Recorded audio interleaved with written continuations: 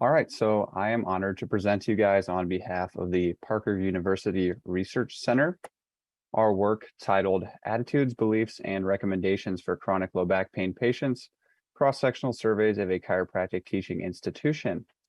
So I also want to acknowledge my co-authors, Drs. Jesse Cooper, Jordan Gleet, and Parker's own Dr. Catherine Pullman. And before we dive in, I just want to acknowledge that I have received a generous grant from Parker University, and I'm an honorary postdoc for the Parker Research Center, as well as my full-time position is as a health services research and development postdoc for the VA and a postdoc for the Yale Center of Medical Informatics. So to give a little background on our work, obviously, as we know in our setting, low back pain is a highly prevalent condition, and it's the primary cause of disability globally, and it's also the most commonly reported pain condition to healthcare providers in the United States. What we know about beliefs regarding chronic low back pain is that the functional outcomes of patients with this condition may actually be significantly impacted by their attitudes and beliefs about their own condition. We also know that projected beliefs of healthcare providers may play a role in shaping patient beliefs. We have some evidence to suggest that students' beliefs regarding chronic low back pain may persist into their time in practice. However, the attitudes and beliefs regarding chronic low back pain patients in chiropractic students and faculty is still relatively unknown, which leads us to our objective for this study. Our objective was to assess chiropractic student and faculty attitudes and beliefs regarding chronic low back pain, as well as their work and activity recommendations for these patients. So what did we do? We collected cross-sectional surveys from students and faculty at Parker in 2018 and in 2020. Surveys included the healthcare provider's pain and impairment relationship scale, as well as clinical vignettes. So the healthcare provider pain and impairment relationship scale, we'll call HC pairs, is a 15-item questionnaire.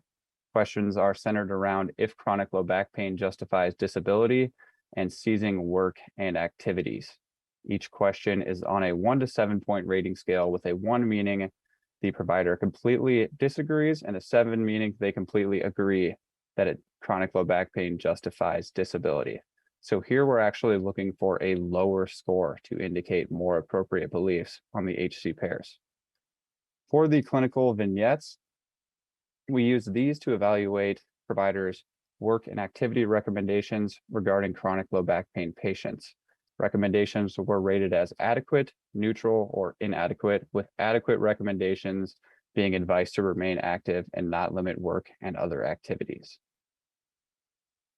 So here you can see that our response rates were a bit lower in 2020 compared to 2018, and this is likely due to the COVID pandemic. Here you can see our overall means HC pair scores by students and faculty in both 2018 and 2020.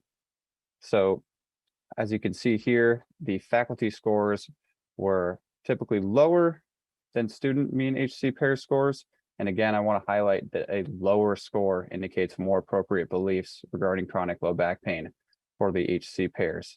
And we can also see that there was a statistically significant difference from 2018 to 2020 in mean student scores. Here we can see the mean scores for students by year across trimesters. You can see that there's a slight trend towards lower scores as the trimesters increase. So this could mean that the longer students are in the chiropractic program, the more appropriate their beliefs become. And then we also can see that mean tri 3 and 4 scores in 2020 were statistically significantly lower than in 2018, but there was no significant difference for any other trimesters. Here you can see the results for students and faculty from the clinical vignettes, showing the percentage that gave adequate, neutral, or inadequate activity and work recommendations in both 2018 and 2020. So our main takeaway from these charts is that faculty provided more adequate recommendations than students for both activity and work in both 2018 and 2020. This tells us that perhaps clinical practice and more experience plays a role in giving more frequent, adequate recommendations.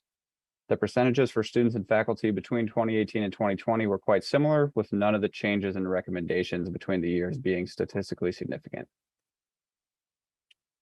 So throughout the discussion section, you'll see that the results from our present study are going to be highlighted in orange, and the results from the literature will be highlighted in blue.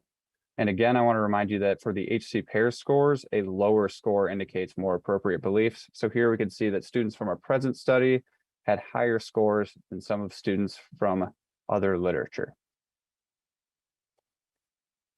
And here you can see that faculty had pretty comparable scores to some of their counterparts as professionals in literature, but they were a little bit higher than most.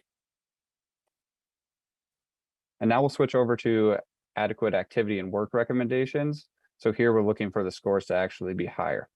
So here you can see students less frequently gave adequate activity recommendations than their counterparts in the literature.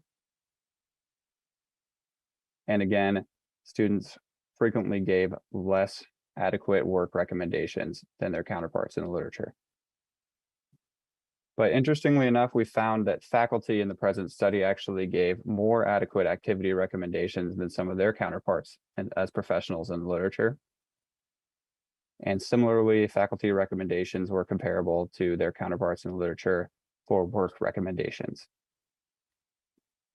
So I just want to identify some of the limitations of our present study. So like I spoke about before, the response rates were lower in 2020, likely due to complications from COVID.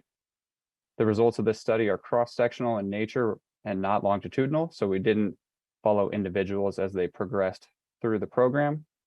And then obviously the results of this study only represent one institution, so there's limited generalizability to other chiropractic teaching programs, and we did not use an intervention. So what can we conclude from this study? The results of our study indicate that students at a chiropractic teaching institution believe more strongly than the faculty that low back pain justifies disability and limitation of activity. It also indicates that students provide adequate activity and work recommendations less frequently than the faculty. Student and faculty scores indicate less appropriate beliefs than their counterparts in the literature, of course, with exception of the faculty adequate activity and work recommendations being comparable to their counterparts. This type of work highlights the importance of measuring these scores. As leaders in the chiropractic profession and education, we should strive to ensure student and faculty beliefs regarding chronic low back pain patients are appropriate. Future research, we should use educational interventions, and we should measure the subsequent impact of these interventions on scores as well as clinical outcomes. And thanks so much for your time. And if you have any questions regarding this presentation, feel free to email me at the email on the screen.